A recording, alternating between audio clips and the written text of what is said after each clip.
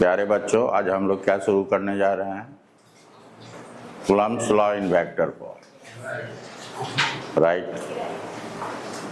Coulomb's law in vector form में जाने से पहले हम आप लोगों से एक चीज़ जानना चाहते हैं। जो मान लीजिए ये पॉइंट 1 है और ये पॉइंट 2 है। Point 1, point 2। हम पूछते हैं आपसे position of 2 with respect to 1, geometrically दिखाना है। Position of 2 with respect to 1 geometrically कैसे दिखाएंगे? 1 और 2 को ज्वाइन करेंगे, एरो किधर लगाएंगे?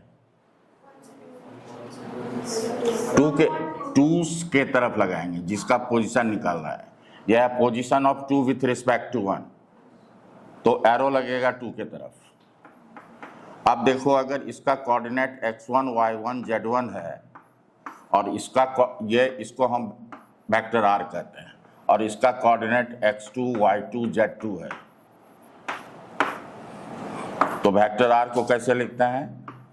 x2 minus x1 i cap plus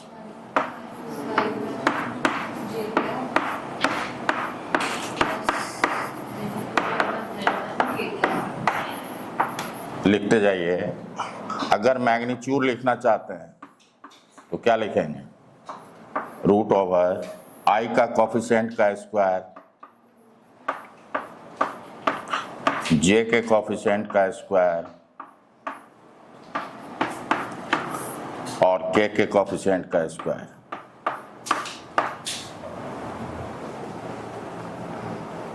यह है position vector of 2 with respect to 1। Vector r क्या है? Position vector of 2 with respect to 1।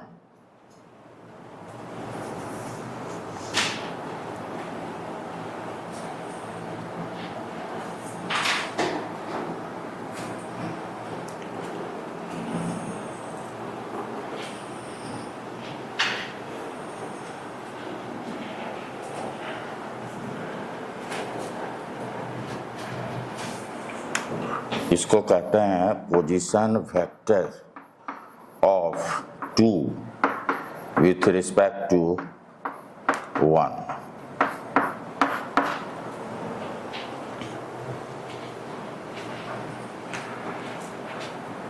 मैंने डिटेल्स में नहीं लिखा। Position vector of point 2 with respect to point 1 होना चाहिए, मैं पॉइंट को हटा दिया।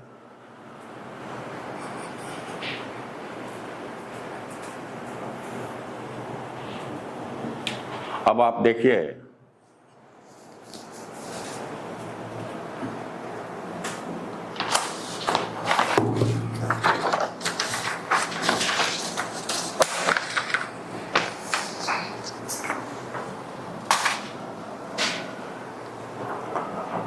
अभी तक आप लोगों ने नहीं लिखा। अब देखिए, किसी भी वेक्टर को हम कैसे लिखते हैं? Any vector can be written as its magnitude with proper unit vector.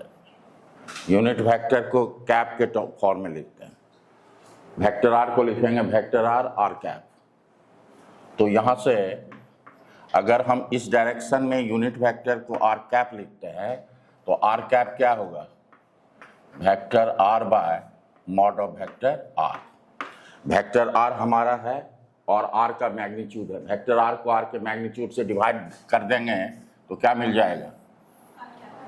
r cap, मतलब unit vector in the direction of vector r। r cap क्या है? Unit vector in the direction of vector r।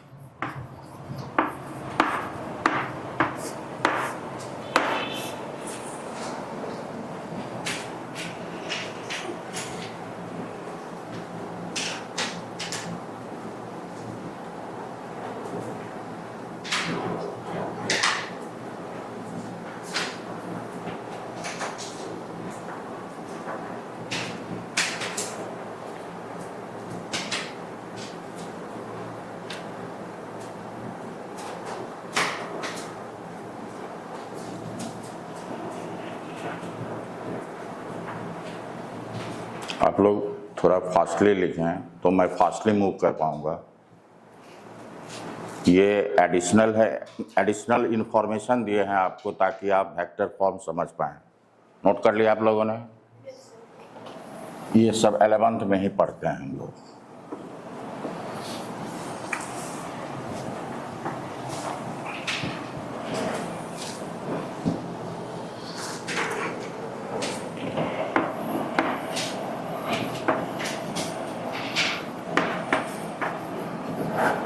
Coulomb's law in vector form.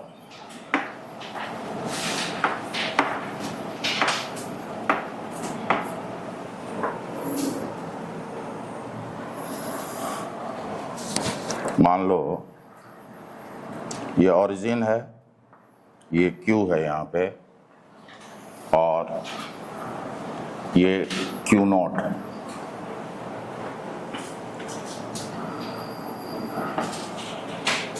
ये charge इस पे force exert करेगा, उसका direction किधर होगा?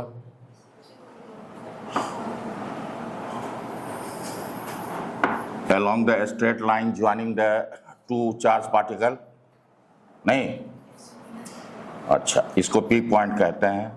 अगर ये X है, ये Y है, और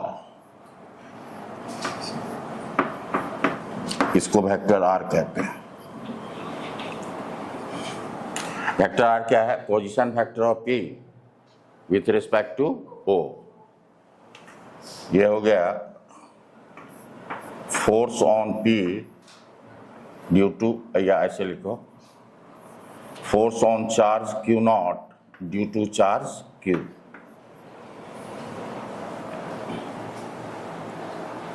ठीक है, लिखिए। तो इसको हम वेक्टर F कह रहे हैं,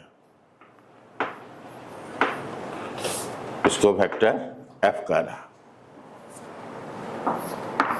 किसी भी वेक्टर को हम क्या लिखेंगे? उसका magnitude with unit vector. R cap जो है यूनिट वेक्टर है in the direction of F या in the direction of R। F का मैग्नीट्यूड क्या होगा? 1/4πε0 capital Q Q0 by R square, और R कैप क्या होगा? Vector R by mod of vector R। R का मतलब क्या है? R वेक्टर का मैग्नीट्यूड। तो ये जो R स्क्वायर है, R स्क्वायर को हम क्या लिख सकते हैं? इस वेक्टर के मैग्नीट्यूड का स्क्वायर। तो ये लिखेंगे हम लोग 1/4πε0 capital Q small q by vector R का क्यूब इंटू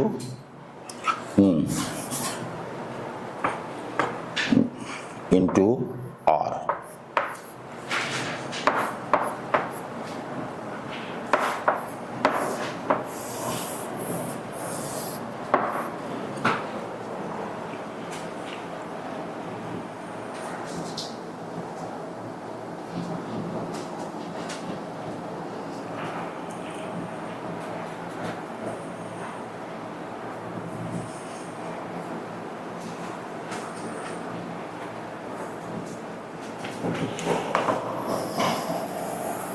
इसको हम A कह रहे हैं, ये A था।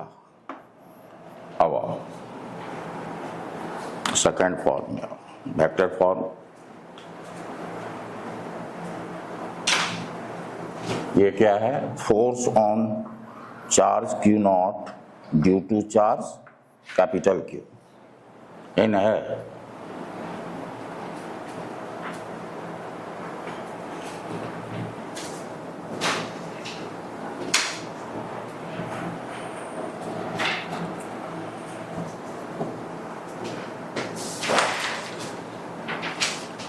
मतलब फोर्स का डायरेक्शन वही होगा जो वेक्टर R का डायरेक्शन होगा। फोर्स का डायरेक्शन वही होगा जो वेक्टर R का डायरेक्शन होगा।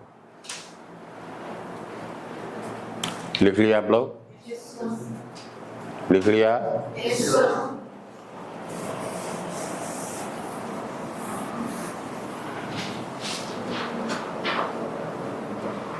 अभी तक हमारे प्यारे बच्चे सब लिख नहीं पाए हैं।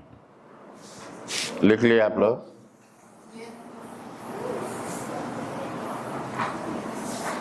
हमारे प्यारे बच्चे कहते हैं हमने लिख लिया, लेकिन हाथ चलते रहता है। इसका क्या मतलब हुआ?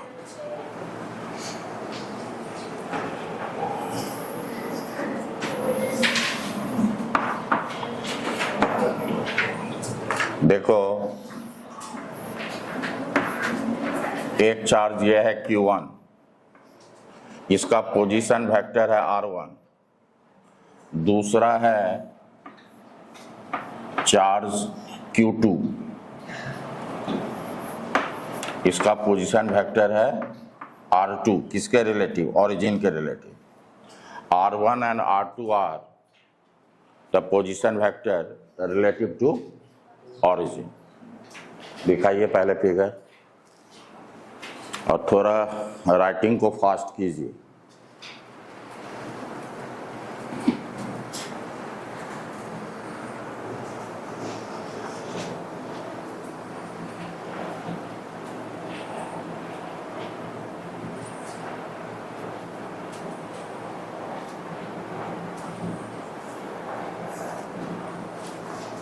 अब हमको मान लीजिए निकालना है force on Q2 due to Q1, force on Q2 due to, तो Q1 से Q2 को हम मिलाएंगे और ये होगा, ये जो डायरेक्शन होगा इसको कहेंगे फोर्स ऑन 2 ड्यू टू 1। ठीक है, फोर्स ऑन 2 ड्यू टू 1। अब बताइए इसका पोजीशन इसके रिलेटिव क्या होगा? Q2 का पोजीशन Q1 के रिलेटिव क्या होगा? कैसे निकालेंगे? Q2 का पोजीशन Q1 के रिलेटिव,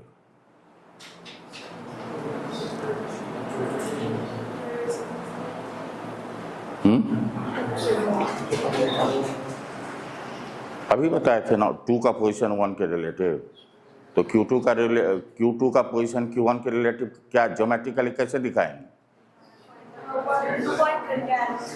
क्या पॉइंट? Q1 से Q2 को मिलाएंगे और एरो इधर लगाएंगे, ये होगा वेक्टर R।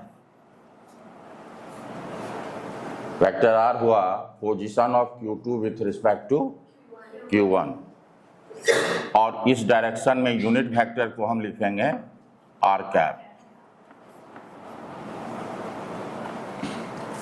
तो वेक्टर R क्या लिखोगे सो बताओ? वेक्टर R को क्या लिखेंगे? R जिधर एरो लगा हुआ है उसका पोजीशन वेक्टर माइनस टेल का पोजीशन वेक्टर, यानी R2 vector minus final position minus initial position, ये पोजीशन वेक्टर हुआ। तो एरो जिधर होगा उधर का पोजीशन वेक्टर लेंगे और उसके बाद माइनस टेल का पोजीशन वेक्टर। यही नहीं किए थे x2 माइनस x1, मतलब जिधर एरो होगा उसका पोजीशन वेक्टर माइनस टेल का पोजीशन वेक्टर। तो वेक्टर R को ये लिखेंगे। R का मैग्नीट्यूड को क्या लिखेंगे? इधर भी मैग्नीट्यूड लेंगे। R वेक्टर का मैग्नीट्यूड को सिंपली क्या लिखेंगे? R।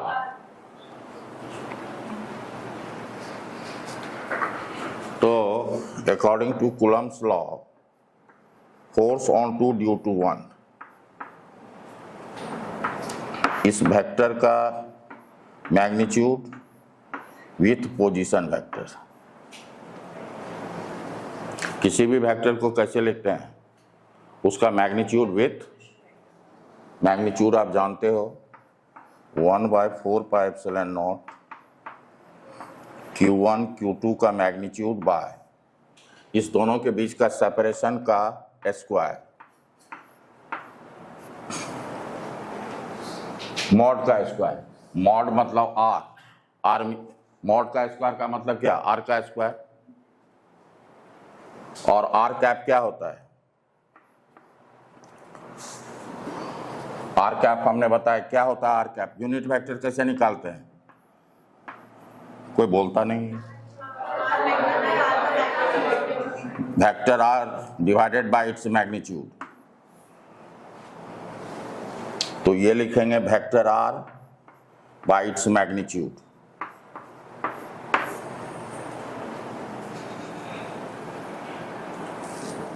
वहां पे रख दीजिए, समझ में आई? तो ये हो गया 1/4 pi epsilon naught Q1 Q2 by vector R का मैग्नीट्यूड का Q वेक्टर आर।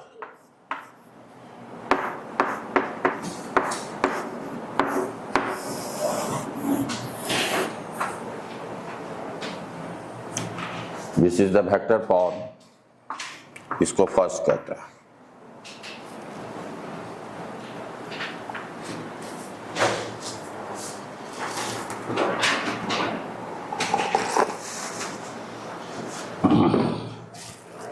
लिख लिया आप? अब वेक्टर आर को क्या लिख सकते हैं, R2 माइनस, तो हम लिख सकते हैं 1/4 pi epsilon naught Q1 Q2 by R2 vector minus R1 vector का क्यूब वेक्टर आर। देखने में बड़ा लगता है लेकिन है कुछ नहीं।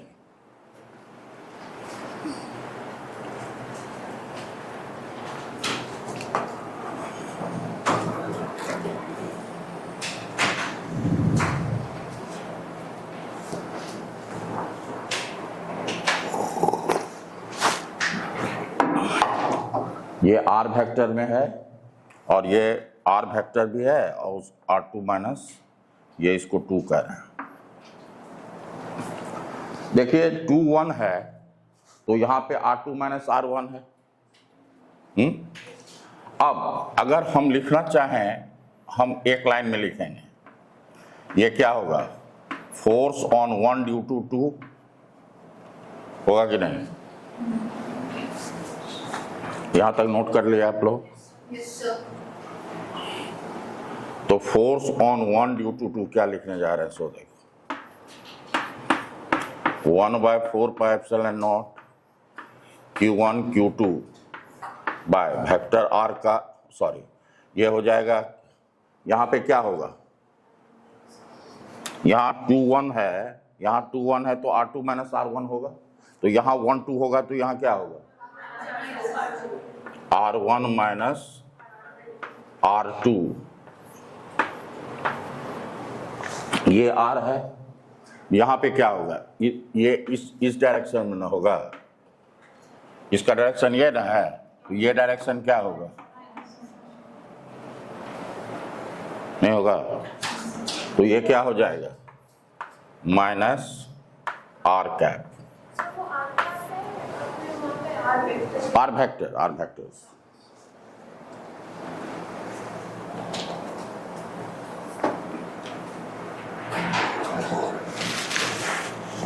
डायरेक्शन अपोजिट है, तो कहने का मतलब आप इस दोनों में अंतर देखिए क्या है, ये R2 माइनस R1 का क्यूब करो या R1 माइनस R2 का क्यूब करो सेम है। तो इसको 3 अगर कहें तो इस 2 और 3 से हम क्या लिख सकते हैं, लिखोगे from equation 2 and 3 F21 equal to minus F12 होगा।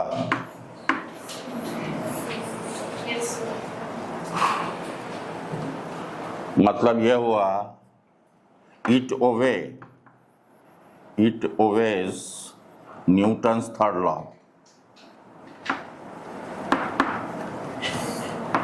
Newton's third law.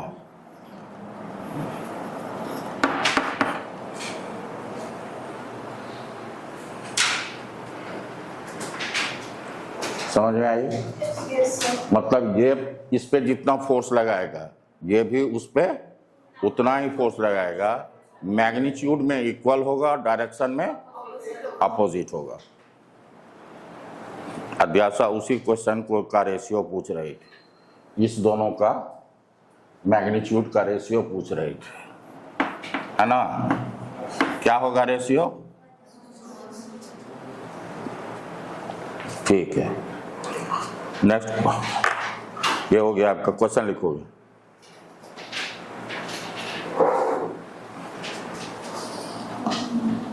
Find force on charge,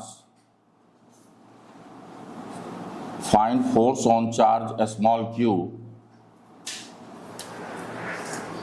small q kept at 234, kept at 234 due to charge capital Q kept at 538